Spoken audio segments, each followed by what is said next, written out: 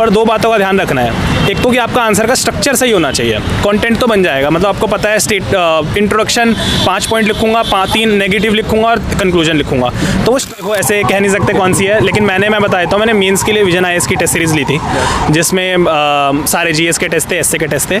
मेरे को जो लगता है मैं रिकमेंडेशन दूंगा तो फोरम आईएएस काफ़ी अच्छी टेस्ट सीरीज़ है, उनका गाइडेंस मैकेनिज्म बहुत अच्छा है और विजन आईएएस भी अच्छी है। फिर का सोर्स भी बता दूँ, PT 365 मेरा मेन सोर्स था, मतलब विजन का जो भी मटीरियल था वो मेरा मेन सोर्स था। चीज़ आपकी नींदें उड़ा दे, आपको रात को सोने ना दे, वो पैशन। सर कैसा हुआ इंटरव्यू? अच्छा गया इंटरव्यू तो। सर कौन सा अटेम्प्ट था आपका? फर्स्ट अटेम्प्ट था मेरा। ओके सर, आपका ऑप्शनल और माध्यम क्या था? इकोनॉमिक्स ऑप्शनल था, इंग्लिश माध्यम था। सर थोड़ा अपने बारे में बताइए, आपका नाम क्या है और एजुकेशनल बैकग्राउंड क्या है? तो मेरा नाम आयुष गोयल है, मेरा educational background BA economics honours है हंसराज कॉलेज से। फिर मैंने MBA करा IIM कोझिकोड से। सर आपका ऑप्शनल इकोनॉमिक्स है, तो इसके क्या रिसोर्सेस रहे, आपने कहाँ से तैयारी किया है इसकी? इकोनॉमिक्स के एक तो मैंने कोचिंग ली थी नेक्स्ट IAS से, विभास झा सर वहाँ से हैं। उसके बाद और मैंने टेस्ट सीरीज़ ली। फिर कुछ टॉपर्स हैं पहले साल के, जैसे गौरव अग्रवाल करके एक टॉपर है, अभिजीत सिन्हा है एक टॉपर, एक अभिषेक डूडल टॉपर्स हैं, तो उनके नोट से मेरे को काफ़ी हेल्प हुई। हाँ सर, आपने नेक्स्ट IAS से मतलब इसकी कोचिंग ली ऑप्शनल की, तो आपके लिए कितना हेल्पफुल रहा कोचिंग? देखिए मेरे ख्याल से तो हेल्पफुल रही, काफ़ी हेल्पफुल रही। स्पेशली विभास सर थे, उनकी गाइडेंस काफ़ी हेल्पफुल रही। कोचिंग तो ठीक है कहीं से भी मिल जाती, बट उनकी गाइडेंस अच्छी थी।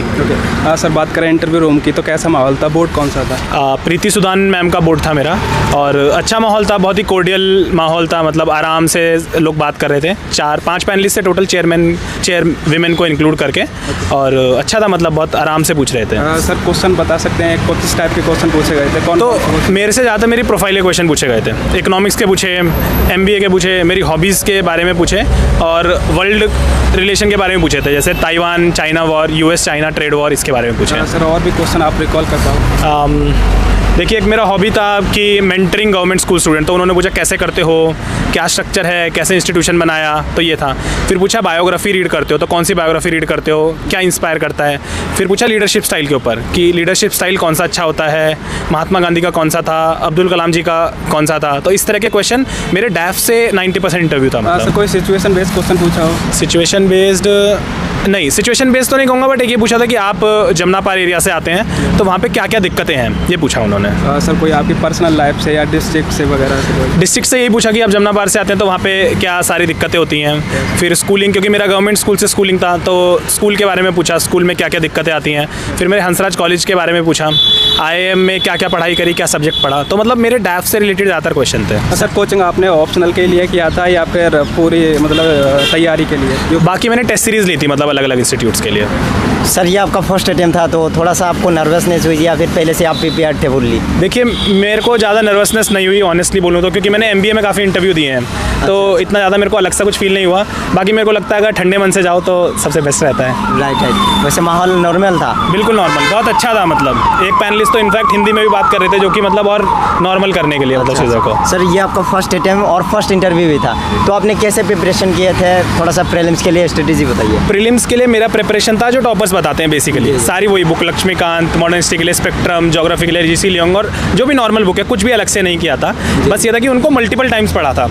और प्रीलिम्स की तैयारी फर्स्ट अटेम्प्ट था, इसलिए बार आप रिवीजन किया था? एटलीस्ट 5 से 7 बार तो किया ही किया था, but depending on subject. Laxmikanth 10 बार भी किया था, और एनवायरनमेंट तो 15 बार भी किया था, स्पेशली जो PT 365 आती है, मतलब उसकी एनवायरनमेंट की। तो मैं करंट अफेयर का सोर्स भी बता दूं, PT 365 मेरा मेन सोर्स था, मतलब विजन का जो भी मटेरियल था वो मेरा मेन सोर्स था। तो सर सोर्स को कैसे लिमिटेड रखे, क्योंकि जब नए नए एस्पिरेंट्स स्टार्ट करते हैं अपनी जर्नी, तो मार्केट में जो भी बुक्स है वो उठा लेते हैं, बहुत तरह तरह के बुक्स उठा लेते हैं, फिर कंफ्यूज हो जाते हैं वो। तो आपको ना एक सब्जेक्ट के लिए एक ही सोर्स रखना चाहिए मेरे ख्याल से। पॉलिटी है तो लक्ष्मीकांत ही रखो, ज्योग्राफी है तो NCERT रखो, एक ही बुक रखो, और उसको ना बार बार रट जाओ कि भाई इसमें से कुछ पूछे ना तो मेरा गलत नहीं होना चाहिए। बाकी आप सोर्स मल्टीपल रखोगे तो दिक्कत होगी, वही दिक्कत है। राइट। और मेंस के लिए क्या स्ट्रेटेजी था आपका? मेंस के लिए मेरा स्ट्रैटेजी था कि मैं राइटिंग ज़्यादा से ज़्यादा करूँ। देखो मेंस में ना आपको आंसर बना बना के लिखना होता है, तो जितना ज़्यादा लिखोगे ना उतना ज़्यादा बेनिफिट मिलेगा। मैंने test series right from the beginning ले ली थी। जैसे मेरा जिस दिन दिन प्रीलिम्स हुआ था, 5 जून 2022 को था, मैंने 7 जून से ही लिखना स्टार्ट कर दिया था। मैंने वेट नहीं किया था अपने प्रीलिम्स के रिजल्ट का,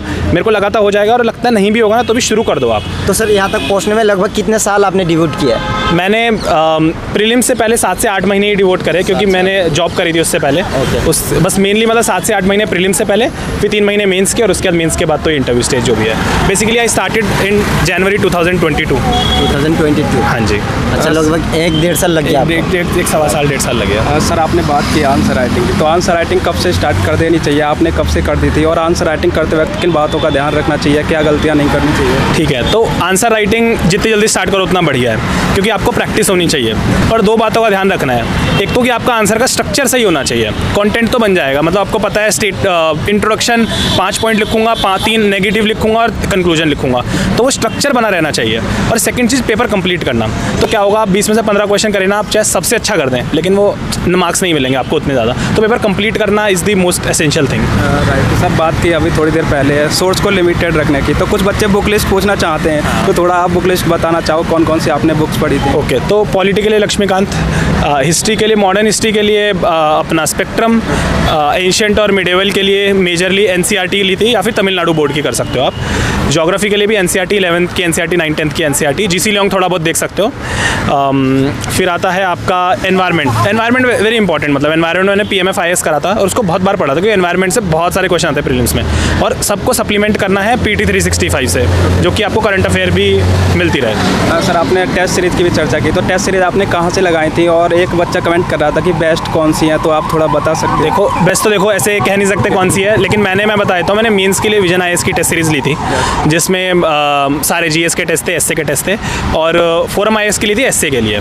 बाकी मेरे को जो लगता है, मैं रिकमेंडेशन दूंगा तो फोरम IAS काफ़ी अच्छी टेस्ट सीरीज़ है, उनका गाइडेंस मैकेनिज्म बहुत अच्छा है, और विजन IAS भी अच्छी है, तो ये दोनों काफ़ी अच्छे हैं। ओके। सर जो भी एस्पिरेंट तैयारी करना चाहते हैं या UPSC में इस फील्ड में आना चाहते हैं, तो वो शुरुआत में किन बातों का ध्यान रखें? आप फर्स्ट अटैम्प्ट में इंटरव्यू तक आ गए, क्या गलतियाँ नहीं करनी चाहिए? देखो, सबसे पहले तो ये ध्यान रखना है कि आपके लिए है भी या नहीं है एग्जाम, मेरे को सबसे इंपॉर्टेंट चीज़ लगती है। तो व्हेनेवर यू स्टार्ट ना, तो do not go to any coaching, किसी कोचिंग के पास मत जाइए। 3 महीने अपने आप NCERT पढ़िए, मैं ये नहीं कह रहा कोचिंग लेनी चाहिए नहीं लेनी चाहिए, लेकिन आप एक बार NCERT पढ़िए कम से कम 3 महीना, बेसिक NCERT, पॉलिटी की, ज्योग्राफी, आपको पता तो लग जाए क्या मेरे को ये पढ़ना पसंद है, क्योंकि अगले 1 से 1.5 साल आपको वही पढ़ना है। तो आप एक बार अपना इंटरेस्ट देख लो है या नहीं है। तो सबसे इंपॉर्टेंट चीज़ ये है, इंस्टेड ऑफ कि मैं कौन सी बुक के पीछे भागूं, इंटरेस्ट एक्सप्लोर कर लो।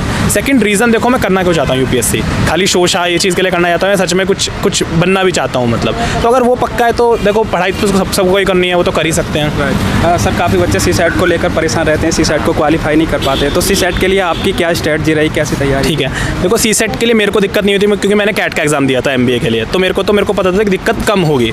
बट अगर तैयारी की बात है तो ना, उसको बिल्कुल भी हल्के में नहीं लेना चाहिए। मेरे काफ़ी सारे दोस्त हैं जिनका प्रीलिम्स क्लियर हो रहा था, बट CSAT की वजह से उनका अटक गया, और स्पेशली वो दोपहर में होता है, तो प्रेशर भी बहुत ज़्यादा होता है। तो ना उसको जब प्रीलिम्स के 3 महीने हैं, जैसे जो आपकी बार दे रहे हैं, उसको साथ साथ करते रहो थोड़ा थोड़ा। मैथ्स स्पेशली जो आपका स्ट्रॉन्ग एरिया पकड़ लो, मैथ्स या इंग्लिश, और उसके प्रीवियस ईयर के प्रैक्टिस करो दबा के क्वेश्चन, एटलीस्ट 2 घंटा रोज। सर जैसे आप प्रीलिम्स आने वाला है, तो बहुत कम समय बचा है, तो अब एस्पिरेंट को क्या करना चाहिए, अब इतने कम समय में कैसे तैयारी करनी चाहिए? देखिए, कुछ अलग मत करो, मैं तो बोलता हूँ रिवीजन करो जितने ज़्यादा कर सकते हो, मॉक टेस्ट लगाओ जितने ज़्यादा लगा सकते हो, और रिवाइज करो। सबसे ज़्यादा ज़रूरी है बार बार उसको रट लो, सो दैट जो चीज़ तुम्हारे पास है ना, वो गलत नहीं होनी चाहिए एग्जाम में। बाकी चाहे अब दुनिया में से कुछ और चीज़ पूछ लें तो गलत हो जाए, बट जो आपने पढ़ी है वो चीज़ at least you should make it correct. क्योंकि सर एक करंट अफेयर्स को लेकर और भी काफ़ी इशू रहता है, तो आपने करंट अफेयर्स के लिए क्या पढ़ा, कहाँ से तैयारी की? एक तो न्यूज़पेपर इंडियन एक्सप्रेस मैं पढ़ता था, कभी कभार द हिंदू पढ़ता था, बट मेजरली इंडियन एक्सप्रेस। फिर मैं विजन IAS का मंथली मैगजीन पढ़ता था, और PT 365। ये मेजर। काफ़ी बच्चों का ये सवाल रहता है कि हम एनालिसिस वगैरह देख सकते हैं यूट्यूब पर, या उसमें टाइम वेस्ट होता है? न्यूज़पेपर एनालिसिस नहीं, मेरे ख्याल से बिल्कुल नहीं देखना चाहिए वो, क्योंकि आपका टाइम बर्बाद होगा। आप एक आध दिन देख लो जो नया एस्पिरेंट की भाई पढ़ते कैसे हैं, उसके बाद न्यूज़पेपर पढ़ना ऐसा कोई हार्ड एंड फास्ट रूल है नहीं। और एक और दूसरी चीज़ मैं कहना चाहूँगा जो बहुत इंपॉर्टेंट है, किसी भी एस्पिरेंट को ज़्यादा ना एनालिसिस और बहुत ज़्यादा कोचिंग के पीछे भागने के बजाय खुद से सोचो, मतलब कि क्या पूछ सकते हैं। प्रीवियस ईयर क्वेश्चन का बहुत रोल था, मतलब प्रीवियस ईयर क्वेश्चन पिछले 10 से 15 साल के प्रीलिम्स के क्वेश्चन देखो, क्यों पूछ रहे हैं, क्या पूछ रहे हैं, उससे एलिमिनेशन टेक्निक सीखो, तो वो ज़्यादा इंपॉर्टेंट है। सर आपका फर्स्ट इंटरव्यू था, तो हम बात करें मतलब इंटरव्यू देने से पहले क्या फीलिंग्स थी, क्या आप सोच रहे थे, क्या सोच रहे थे, वैसा इंटरव्यू आपका हुआ? देखो, मैंने ये सोचा था कि मेरे को बहुत ठंडे दिमाग से जाना है, जो पूछेंगे उसका जवाब देना है, जो नहीं आता वो बोल दूंगा कि सर मेरे को नहीं आता, और एग्जैक्टली वैसा ही हुआ। उन्होंने पूछा 70-80% क्वेश्चन मेरे को आते थे, 1-2 नहीं आते थे, मैंने बोला कि सर मेरे को नहीं आता, वो कह रहे कोई बात नहीं। हाँ सर जो और चलिए आप तो। हाँ सर, जो भी एस्पिरेंट वीडियो को देख रहे हैं या फिर तैयारी कर रहे हैं, आप अपनी तरफ से उनको क्या मैसेज या एडवाइस देना चाहेंगे? मेरा एडवाइस यही रहेगा कि एक तो बहुत ज़्यादा कोचिंग और उनके पीछे मत भागिए बिल्कुल भी। आप बहुत स्ट्रांग हैं, बिल्कुल आप कर सकते हैं।